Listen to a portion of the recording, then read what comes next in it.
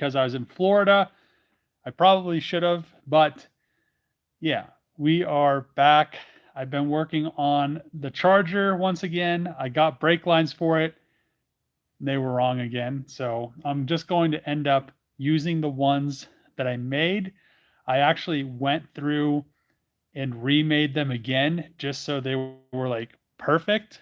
And now I just need to wait for some more material to do the rear lines. So um, yeah, I have like probably $1,200 in brake lines, which is crazy because it should have been done 2.5 months ago, and it should have cost me like maybe $300 at the max. But now it'll be done, which will be really nice, and I cannot wait to finally be able to just bleed the brakes, bleed the ABS system, have all the stuff wired in the front, and then that will finally be done, and I won't have to worry about it anymore.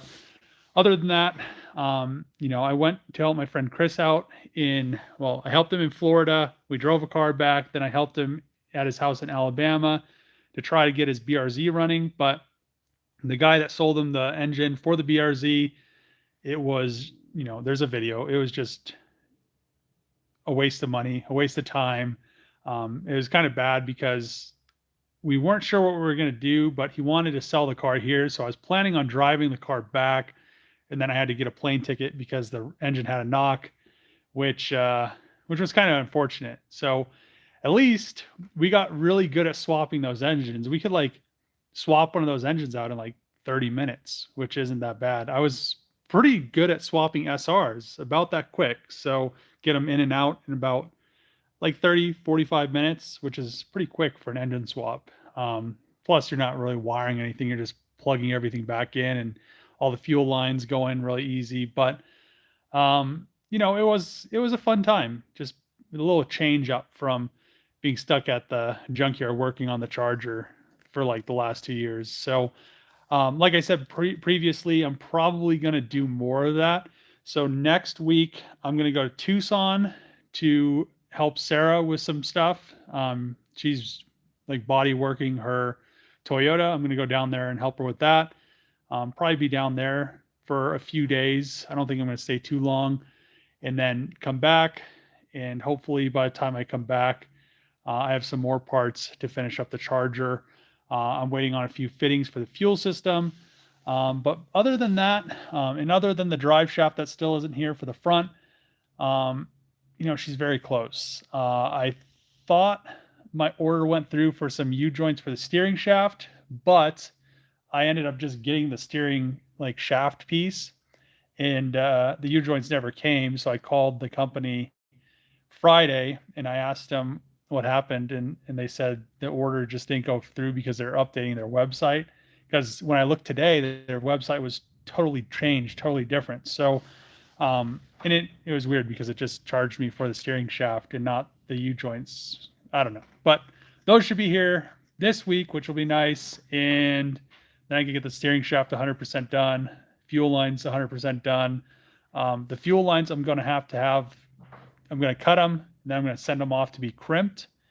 Then those will be done. The fuel system will be done because I got my fuel rails. If you haven't seen my post on TikTok or Instagram, I'm going to have a video for that probably this week.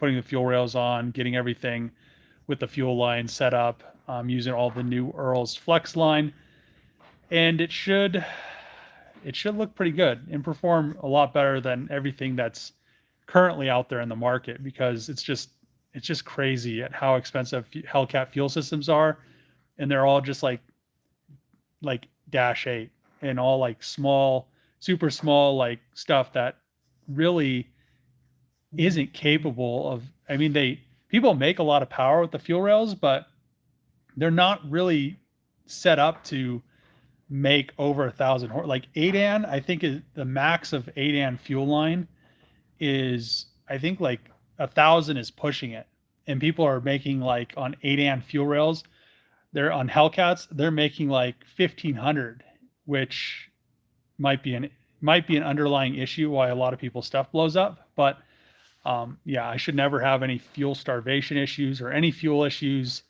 hopefully at all. The fuel rails will be available eventually. I'm working with Chad at Black Ops, so he's probably going to start producing them. I haven't heard anything back from him since Friday after I told him that the fuel rails and everything worked and sent him a bunch of pictures. He already has all the files for those, the intake spacers, and a bunch of other stuff. So, yeah, that'll be nice. And then we'll hopefully be pretty close to starting the car up, I hope. Let's see. Man, they must have updated the YouTube thing because it's all different. Oh man, it is really different. Let's see what's going on here. All the comments are all the way on the bottom, all small. Good evening from Lakeland, Florida. Man, I was just down there. How can I win the other Hellcat Magnum? I really want it. So it's not even done, and I haven't even got to the point where it's going to be a giveaway. It's going to be a giveaway, but I need to get it like done so it's running and driving. I don't like doing giveaways when the car isn't even finished, and I don't even like doing giveaways when the giveaway's over and the car's still not finished, and then like months go by and people are like messaging and they're like, oh, where's the car at? It's not done yet. So yeah, that's a big pet peeve of mine. So that's why I've never done it. But let's see. Can't wait to watch the episode with Sarah. Yeah, I mean, I've gone down there and helped her out before. It's been probably at least 2 years since I've gone down there. I've seen her at SEMA off and on.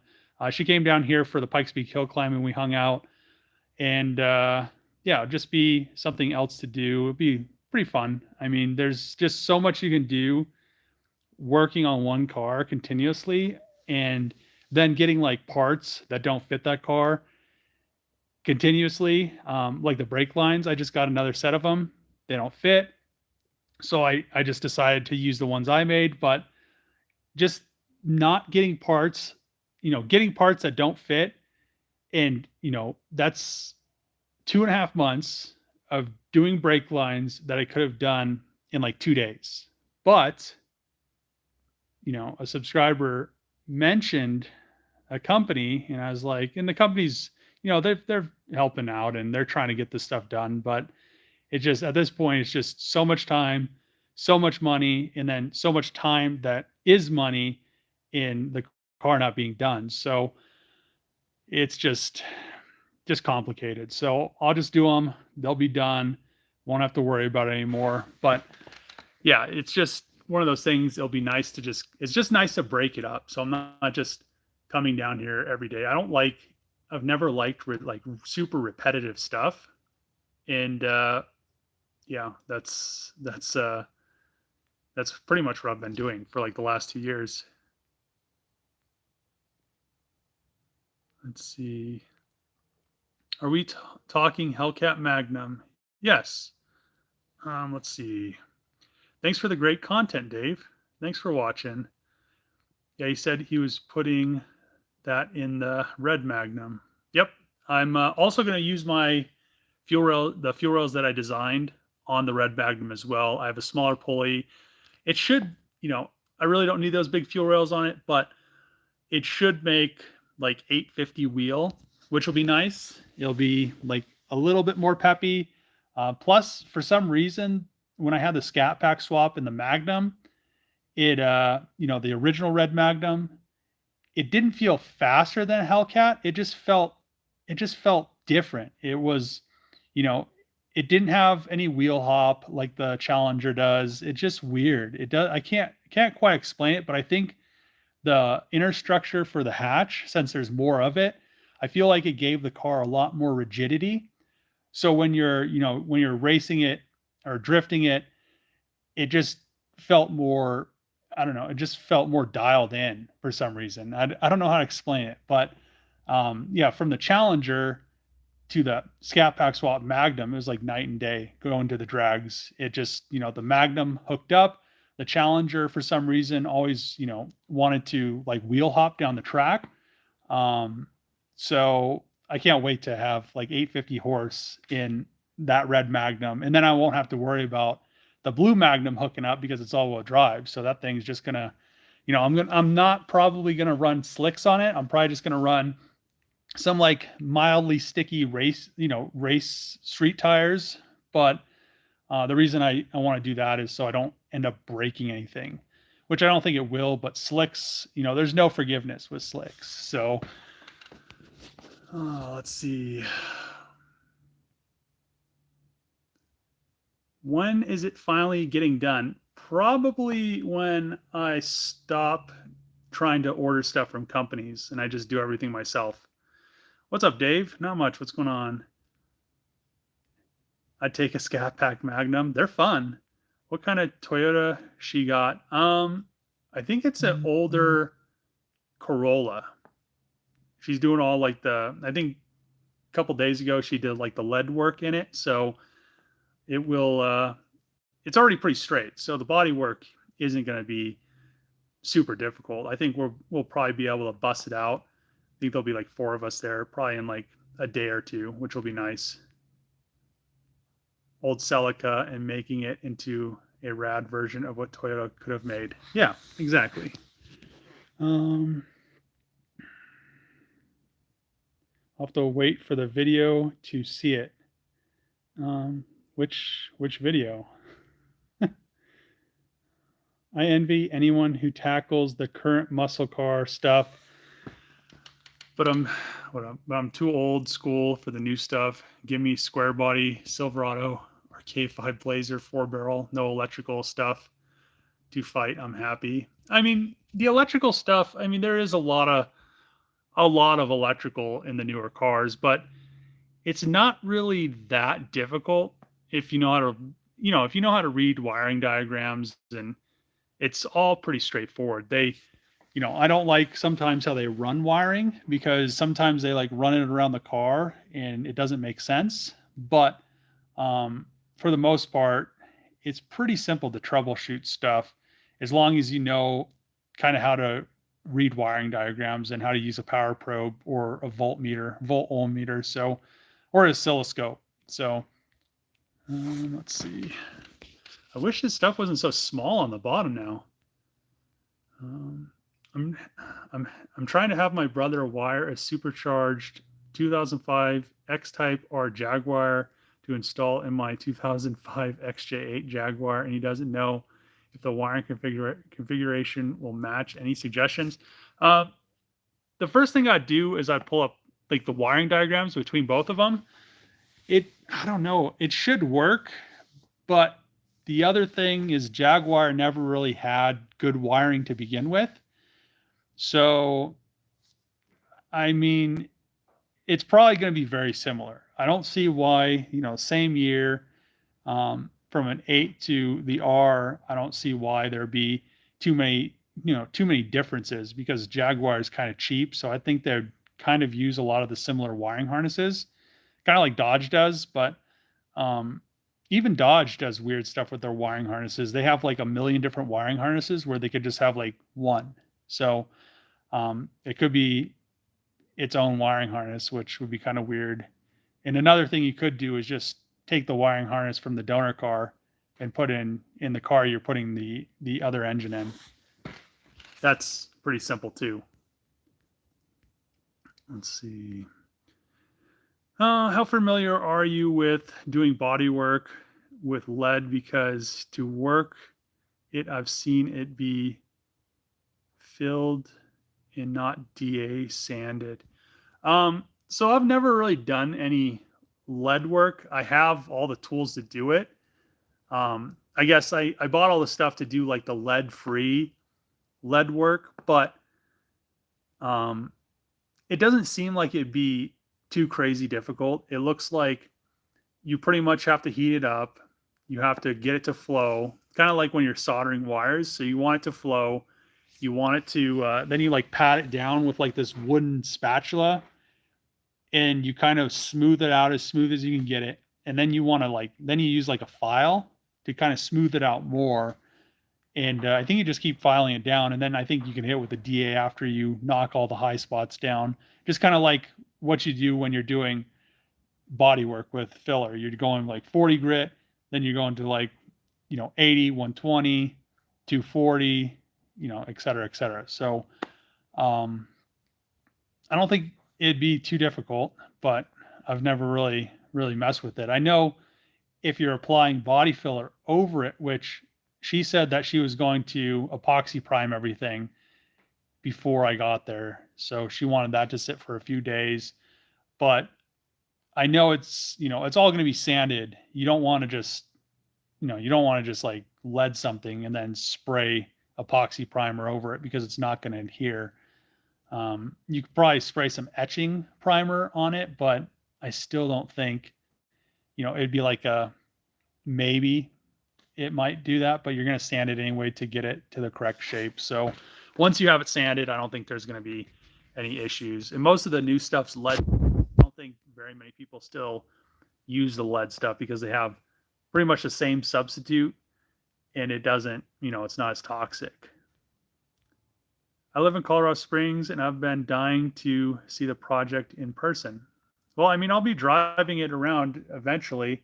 I think I've gotten to the point where I'm just gonna, except for the drive shaft, the rest of the stuff is just gonna be stuff that I'm gonna make myself and not try to have companies make to make it go faster, and then it takes twice as long or 4 times as long, and it's just really setting me back because I wanted to have this done by the beginning of the year, and now I'm just waiting. It's like I'm gonna have to wait. If I had the company remake the brake lines again, it'd be another 2 weeks for them to get here. So I don't think I'm gonna do that. I don't think I'm not gonna do that because I've already, today that's what I spent time on is getting everything ready, and I ordered the other 2 spools to do the rear brake lines, and then we'll be done. That'll be done. Drop the engine, wire up the ABS pump, which is all just repinning it, put the engine back in, do the fuel tank, put the drive shaft in, new fuel tank, fuel pump. The fuel lines, I'm going to do the Earl's flex line, but I'm going to do a hard line. There's like a straight shot underneath the car, and I'm going pretty large as a feed. So I'm going to do a dash 12 feed line and a dash 10 return line for this fuel system, since eventually I'm going to make 1600 horsepower. So I don't want to have any fuel starvation issues. So I'm just going to use a single piece of stainless. I think it's 5/8 for dash 12, and I think it's half for dash 10. So then it'll just be a piece of stainless. I'll have Hayden weld some fittings on it. It'll just be really clean, and I don't have to worry about such a large line underneath. Plus, the reason you run bigger line is because as the fuel is flowing through the line, it kind of makes like these little turbulence bubbles on the edge, like on the outside of the line. So the smaller it is, the less fuel can flow through it because there's always like a backwards like vortex, like trying to push the fuel going backwards because it's pulling it this way. I don't know. It's just another thing to think about, that you don't want to have any issues later on down the road. So you just go bigger line, bigger fuel pumps, and then you don't have to worry about it. Instead of trying to push 1500 horsepower of fuel through like an 8-an fuel line, which is what a lot of people do on all those 4 fuel systems. They're all like dash 8 feed lines and return lines, which is crazy. I can't believe people make that power on that small of a fuel line. Let's see. Hit the like button, y'all. Thanks. Let's see. I got my soldering iron that you recommended. It was amazing how much easier it is to solder with the proper tools. Just want to say thanks, man. No problem. I mean, that's the biggest thing. Every time I'd go help somebody do any wiring, I'd always go and they'd have like these Harbor Freight soldering irons, or they'd have like a basic soldering iron that you can't adjust the temp. It's really nice to have a soldering iron when you're trying to do wiring like this, wire up a whole car, circuit board wiring, stuff like that. If you have the incorrect tool and you can't adjust the temperature, or it's not a good quality tool, because a lot of the tips on the Harbor Freight ones, they kind of like, I don't know what they're made out of, but they kind of like start to get all messed up, and they don't want to wet out anymore. And yeah, it's just a lot nicer to have some tools good and some stuff doesn't really matter. But yeah, soldering irons is like one of the things that I always recommend getting a good soldering iron, just because it's so much more, it's so easy to wire something up when you don't have to worry about sitting there for like 20 minutes trying to heat the wire up. It's just like bam, solder, done, heat shrink it. So 74 Celica, let's see. I know you a great mechanic, that things you create for the cars. So whenever you get the red Hellcat Magnum done, I want it. Just let me know how to win it. Well, that's not really how giveaways work.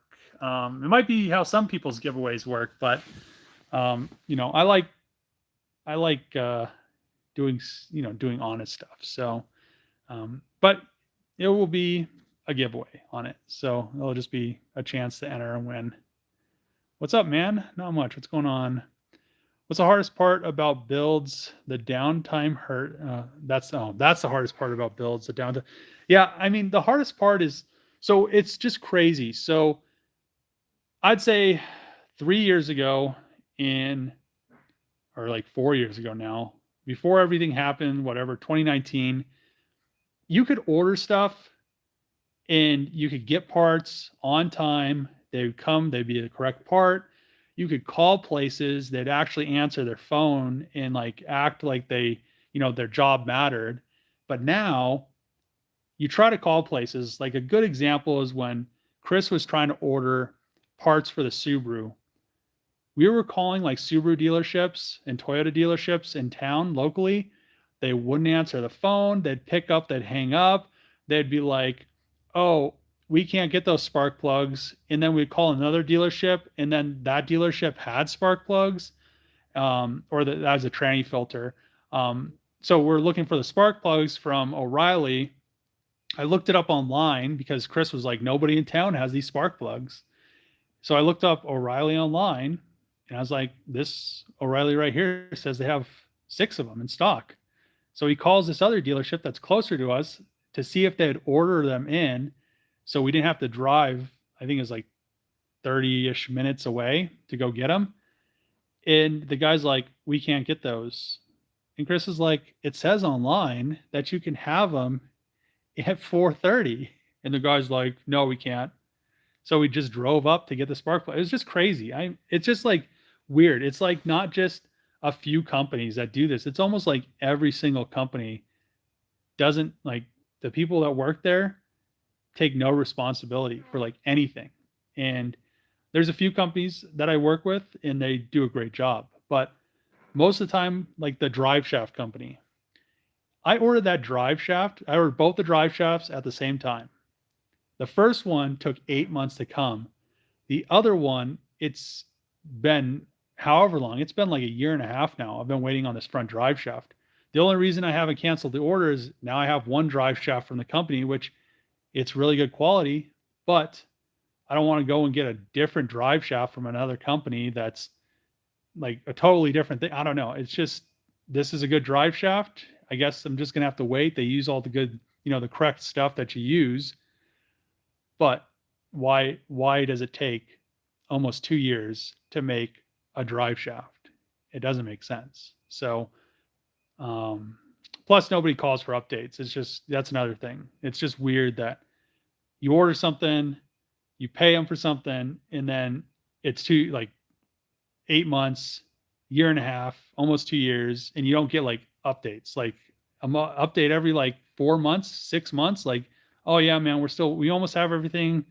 We're just waiting on like this one thing. It'll be like a month instead of just like me waiting and then having to call them. And then they're like, oh, well, the guy will have to call you back. Then they never call you back. And it's just crazy. I'm not the only person that has this issue. So, and I know a lot of people that watch my channel that are probably ordering parts from different companies are probably experiencing the same thing. It's not just car stuff. It's like everything.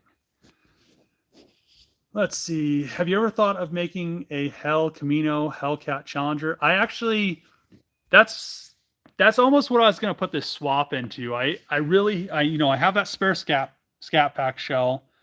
I really like how it looks, so I was thinking about doing it, but I need to order all the stuff to fix that scat pack shell so I could do it. Which at this point I have so much other stuff that I have to do. This Magnum is a lot nicer, and if I did the Hell Camino, I'd probably want it to be like a red eye.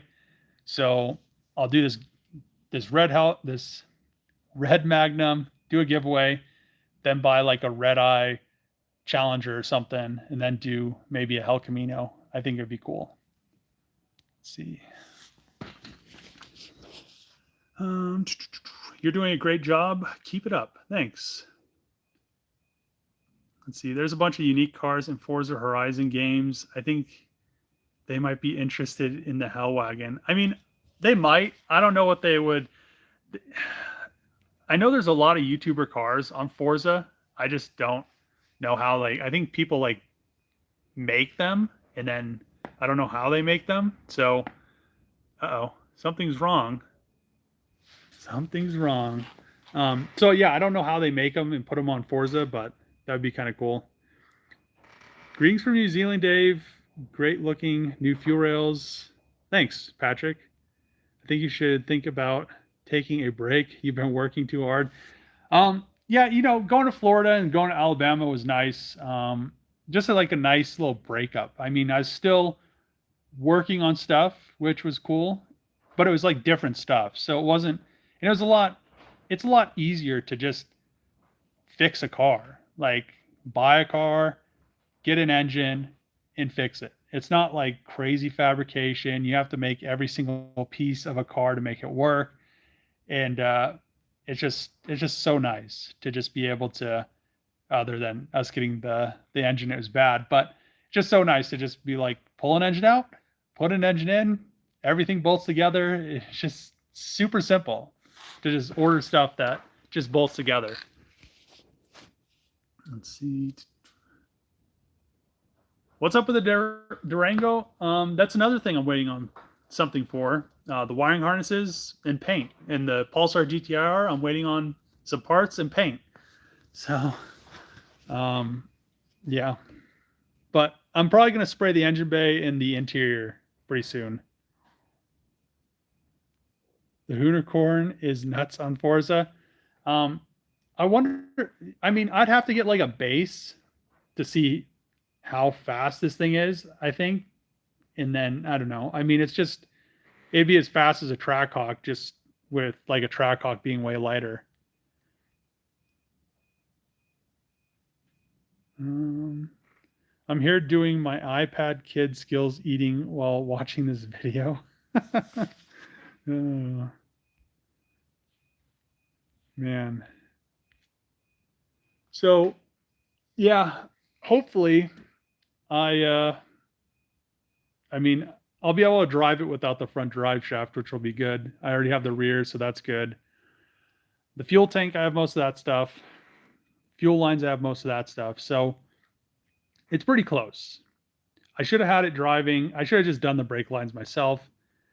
And I could have focused on other things of the car, making other things like the fuel tank of the car. I have everything over there. I just need to tack it all together so Hayden can weld it up. But I also need to have some other stuff welded. I need to have some stuff welded for the Grand Prix.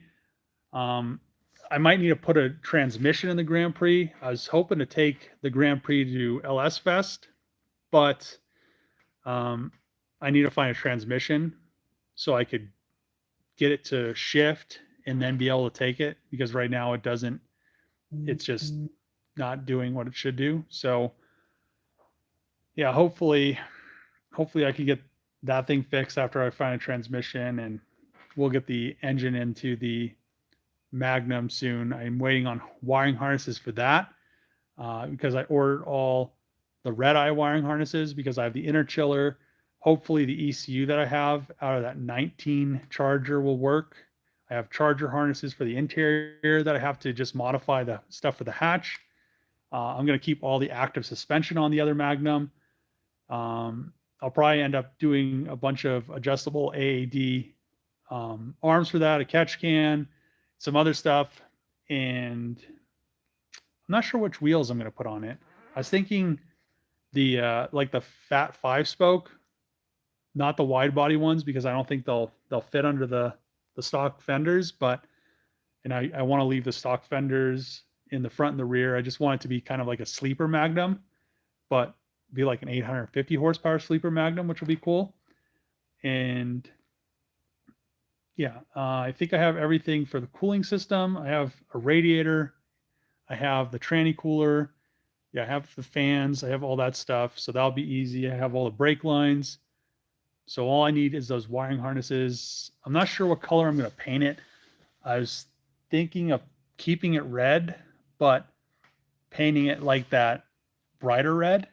Or I could just leave it this red that it is, and maybe, I'm not sure yet. So I need to paint the engine bay. So I need to figure that out.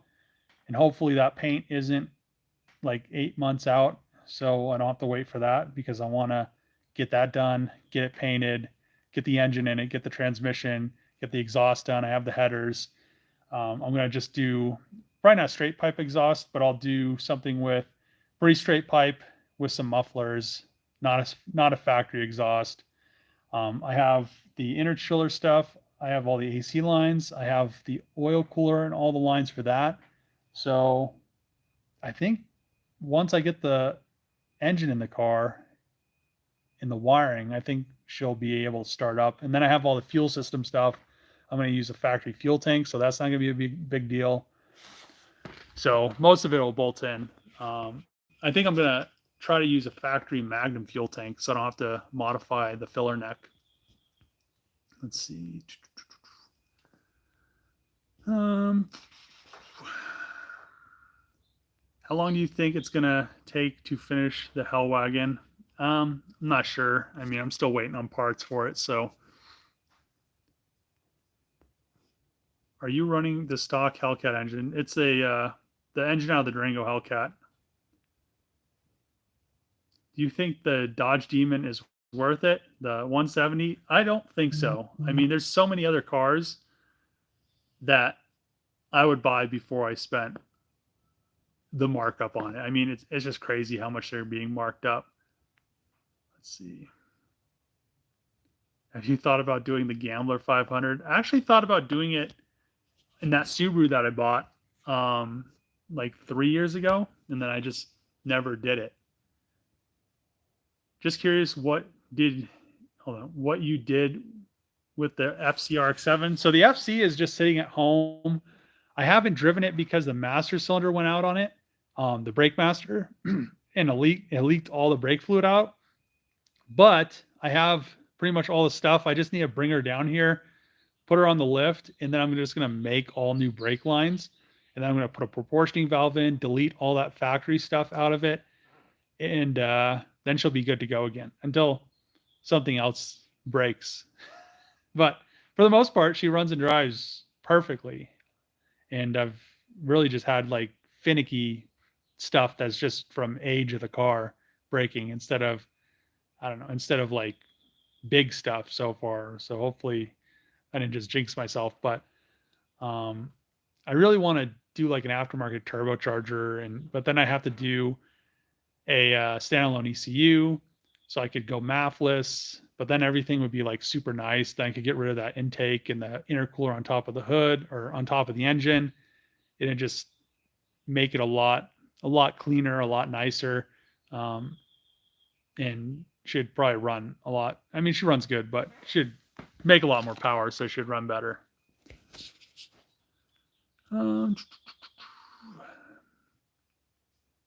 That thing got a Hemi. I think all my things have Hemis. Do you think California will run out of electricity before 2035? They were running out of electricity last summer, like pretty bad. So I don't think I think they're gonna be as bad as Europe was last summer. So yeah, I think they're gonna have to think of something new, because they're just putting all their eggs in one basket, and that's never good, no matter what you do. Greetings from Sweden. Finish the Volvo and paint the 3000 GT. Can't wait to see the AMG bumper.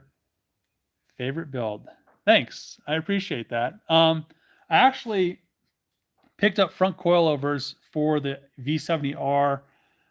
I really want to get that car running and driving. So it was running and driving, but then some kind of animal got in the engine bay and it ate like all the wiring. But since I'm manual swapping it, I don't need any of that wiring. So I have a new harness that'll just go directly in with the ECU and everything. But now it doesn't run and drive, so I haven't driven it. But yeah, I want to put the coilovers on it. I want to fix all the control arm bushings because last time I drove it, the front two control arms were like clunking and it was doing all kinds of weird stuff and it just drove really bad. So I want to get that done so it runs and drives again and it's manual. But there's a dilemma with the V70R. So the Focus RS uses the same transmission, but Quaffle makes an air shifted transmission like back casing that turns it into a 5-speed from a 6-speed, but it's air shifted and it's like $8,000, but it's all straight gears. It's all like billet. It's like super cool, but it comes with a clutch, but a clutch for like a aftermarket clutch for the V70R is like $2,500 or something. So if I just do like that Focus RS transmission that bolts onto the case, it'd be a lot cooler. And then I could have like air shifted paddle shifter. It'd be kind of cool. I don't know. Maybe. I don't know. I really have been looking into it, but it's like the least of my worries right now. It's just like I really like the V70R and I really want to do something cool with it. I really want to do something cool with the WRX wagon, but it's just like a salvage title and it's like somebody fixed it like super bad. It's just so bad. I don't know. It runs and drives great, which is crazy because it's a turbo boxer engine, but yeah, the frame stuff in the front, like nothing lines up. Like the hood doesn't close all the way. It's just whoever did it didn't do a good job at all. Let's see. I'm glad to hear the FC is still around. I followed you because of it. Hope to see it again. Amazing what you've been doing with the Mopar stuff. Yeah, I mean, I have so many cars that I want to work on. I just want to finish the Charger. It's just taking up so much of my time. I want to get the FD running and driving again. I want to get the Durango Hellcat going again. I mean, I want to get the 3000. The 3000 GT is really simple. I just need to paint some stuff on it, but I haven't painted anything in the shop because the Charger's here. So once everything underneath the car is done and it runs and drives, I'm going to take it home so it's not sitting down here. And I could actually, I could paint the side skirts on the 3000 GT. I can paint stuff on the Durango. I want to paint the engine bay on the FD.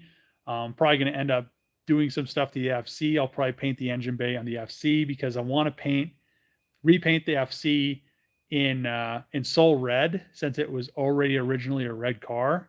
And I think that'd be a super cool color on that car.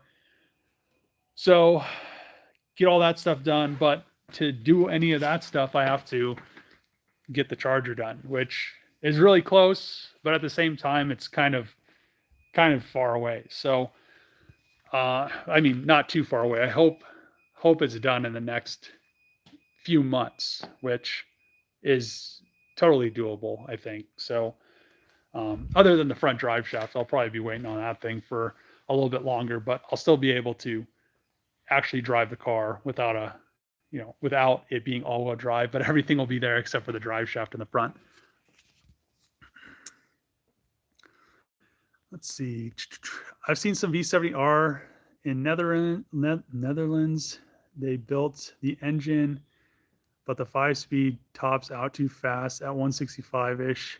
The ones with 6-speed make 190 plus sketchy on acceleration because of the halodecs, but epic sleepers. Yeah, I really like the V70Rs. They're just like another kind of another cool wagon. I have like so many wagons for some reason, but yeah, I have like these two wagons. I have the WRX wagon. I have the V70R wagon.